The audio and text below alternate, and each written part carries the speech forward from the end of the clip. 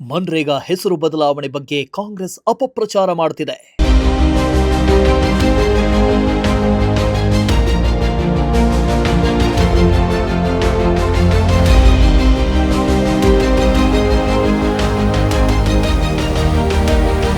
ಸರ್ಕಾರದ ವಿರುದ್ಧ ಮಾಜಿ ಡಿಸಿಎಂ ಅಶ್ವಥ್ ನಾರಾಯಣ್ ಕೆಂಡಾಮಂಡಲ.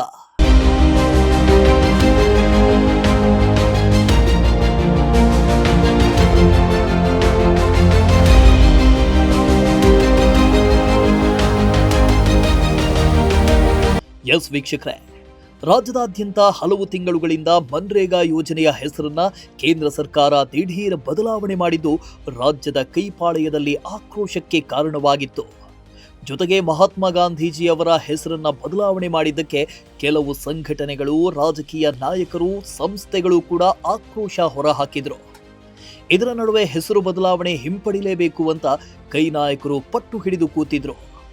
ಇದೀಗ ತುಮಕೂರಿನಲ್ಲಿ ಈ ಕುರಿತು ಮಾಜಿ ಡಿಸಿಎಂ ಅಶ್ವಥ್ ನಾರಾಯಣ್ ಕಾಂಗ್ರೆಸ್ ಸುಮ್ಮನೆ ಅಪಪ್ರಚಾರ ಮಾಡುತ್ತಿದೆ ಅಂತ ಆಕ್ರೋಶ ಹೊರಹಾಕಿದ್ರು.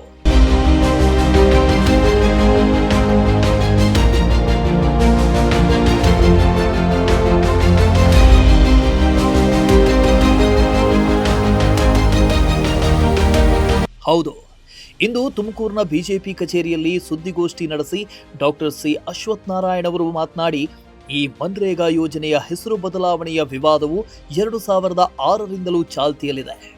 ಸುಮಾರು 20 ವರ್ಷಗಳ ಕಾಲ ಪೂರೈಸಿರುವ ಮನ್ರೇಗಾ ಗ್ರಾಮೀಣ ಭಾಗದ ಮೌಲ್ಯವರ್ಧನೆಗೆ ಸಹಕಾರಿಯಾಗಿತ್ತು. ಆದರೆ ಅದನ್ನ ಇನ್ನಷ್ಟು ಬಲಪಡಿಸುವ ದೃಷ್ಟಿಯಿಂದ ಹೆಸರಿಗೆ ಮರುನಾಮಕರಣ ಮಾಡಲಾಗ್ತಾ ಇದೆಯಷ್ಟೇ. ಆದರೆ ಇದರ ಬಗ್ಗೆ ಕಾಂಗ್ರೆಸ್ ಸುಮ್ಮನೆ ಅಪಪ್ರಚಾರ ಮಾಡ್ತಿದೆ ಅಂತ ಕಿಡಿಕಾರಿದ್ರು. ಇವತ್ತಿನ ಈ ಪತ್ರಿಕಾಗೋಷ್ಠಿ ಮುಖ್ಯವಾದಂಥ ಒಂದು ವಿಚಾರ. ಏನೊಂದು 2006ರಲ್ಲಿ ಪ್ರಾರಂಭವಾದಂಥ ನರೇಗಾ ಯೋಜನೆ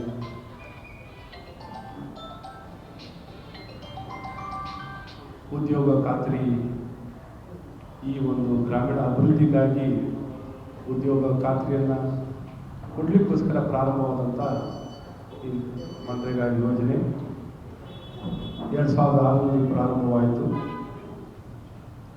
ಈಗಾಗಲೇ 20 ವರ್ಷ ಕಾಲ ಪೂರೈಸುತ್ತಿರುವಂಥ ಈ ಮನ್ರೇಗಾವನ್ನು ಒಂದು ಹೊಸ ಸ್ವರೂಪದಲ್ಲಿ ಪ್ರಸ್ತುತವಾಗಿ ಜನಪರವಾಗಿ ಗ್ರಾಮೀಣ ಮೂಲಭೂತ ಸೌಕರ್ಯದಲ್ಲಿ ಗುಣಮಟ್ಟವನ್ನು, ಆಸ್ತಿ ನಿರ್ಮಾಣ ಮಾಡಲಿಕ್ಕೆ, ಮೌಲ್ಯವರ್ಧನೆಯನ್ನು ಮಾಡಲಿಕ್ಕೆ, ಇನ್ನು ಪರಿಣಾಮಕಾರಿಯಾಗಿ ಕಾರ್ಯರೂಪಕ್ಕೆ ತರಲಿಕ್ಕೆ ಒಂದು ಹೊಸ ಸ್ವರೂಪವನ್ನು ಉದ್ಯೋಗ ಖಾತ್ರಿಗೆ ಕೊಡುವಂಥದ್ದನ್ನ ನಮ್ಮೆಲ್ಲರ ನೆಚ್ಚಿನ ಪ್ರಧಾನಮಂತ್ರಿಗಳಾದಂಥ ನರೇಂದ್ರ ಮೋದಿಯವರು ವಿಕಸಿತ್ ಭಾರತ್ ಗ್ರಾಮ್ ಜಿ ಎನ್ನುವಂಥ ಕಾರ್ಯಕ್ರಮದ ಮೂಲಕ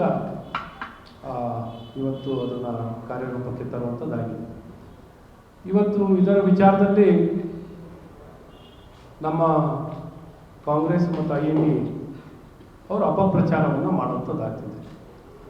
ವಾಸ್ತವತೆಯನ್ನು ಬಿಟ್ಟು ಇವತ್ತು ದೇಶದ ಅಭಿವೃದ್ಧಿ, ಸದೃಢತೆ, ಭಾರತ ಗ್ರಾಮದಲ್ಲಿ ನೆಲೆಸಿದೆ ಅನ್ನುವಂಥದ್ದು ನಾವು ಯಾವಾಗಲೂ ಹೇಳ್ತಾ ಇರ್ತೀವಿ. ಇವತ್ತು ಗ್ರಾಮೀಣ ಅಭಿವೃದ್ಧಿ ಬಯಸಿದ ಮಟ್ಟದಲ್ಲಿ ಆಗಿಲ್ಲ, ಉದ್ದೇಶಗಳಿದ್ದು ಆ ಉದ್ದೇಶಗಳು ಈಡೇರಿಸಬೇಕು ಅಂದರೆ ಏನು ಈ ಕಾರ್ಯಕ್ರಮಗಳು, ಈಗೇನು ಪ್ರಸ್ತುತವಾಗಿರುವಂಥ ಕಾರ್ಯಕ್ರಮಗಳನ್ನು ಉತ್ತಮಗೊಳಿಸಲಿಕ್ಕೆ ನ್ಯೂನತೆಗಳನ್ನು ಗಮನಿಸಿ ಆ ನ್ಯೂನತೆಗಳನ್ನು ಸರಿಪಡಿಸಲಿಕ್ಕೆ ಮಾಡಿರುವಂಥ ಒಂದು ಪ್ರಾಮಾಣಿಕ ಪ್ರಯತ್ನ.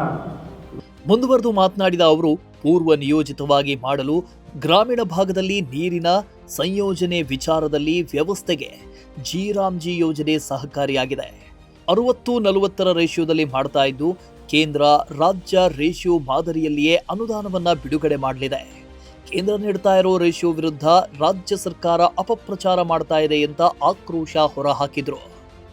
ಇನ್ನು ಸುದ್ದಿಗೋಷ್ಠಿಯಲ್ಲಿ ಗ್ರಾಮಾಂತರ ಶಾಸಕ ಸುರೇಶ್ ಗೌಡ, ಬಿಜೆಪಿ ಜಿಲ್ಲಾಧ್ಯಕ್ಷ ರವಿ ಹೆಬ್ಬಾಕ, YH ಹುಚ್ಚಯ್ಯ ಹಾಗೂ ಬಿಜೆಪಿ ಮುಖಂಡರು, ಪದಾಧಿಕಾರಿಗಳು, ಕಾರ್ಯಕರ್ತರು ಹಾಜರಿದ್ದರು. ಭಾರತ ಗ್ರಾಮದಲ್ಲಿ ನೆಲೆಸಿದೆ ಅನ್ನುವಂಥದ್ದು ನಾವು ಯಾವಾಗಲೂ ಹೇಳ್ತಾ ಇರ್ತೀವಿ. ಇವತ್ತು ಗ್ರಾಮೀಣ ಅಭಿವೃದ್ಧಿ ಬಯಸಿದ ಮಟ್ಟದಲ್ಲಿ ಆಗಿಲ್ಲ, ಉದ್ದೇಶಗಳಿದ್ದು ಆ ಉದ್ದೇಶಗಳು ಈಡೇರಿಸಬೇಕು ಅಂದರೆ ಏನು ಈ ಈ ಕಾರ್ಯಕ್ರಮಗಳು ಈಗೇನು ಪ್ರಸ್ತುತವಾಗಿರುವಂಥ ಕಾರ್ಯಕ್ರಮಗಳನ್ನು ಉತ್ತಮಗೊಳಿಸಲಿಕ್ಕೆ ನ್ಯೂನತೆಗಳನ್ನು ಗಮನಿಸಿ ಆ ನ್ಯೂನತೆಗಳನ್ನು ಸರಿಪಡಿಸಲಿಕ್ಕೆ ಮಾಡಿರುವಂಥ ಒಂದು ಪ್ರಾಮಾಣಿಕ ಪ್ರಯತ್ನ.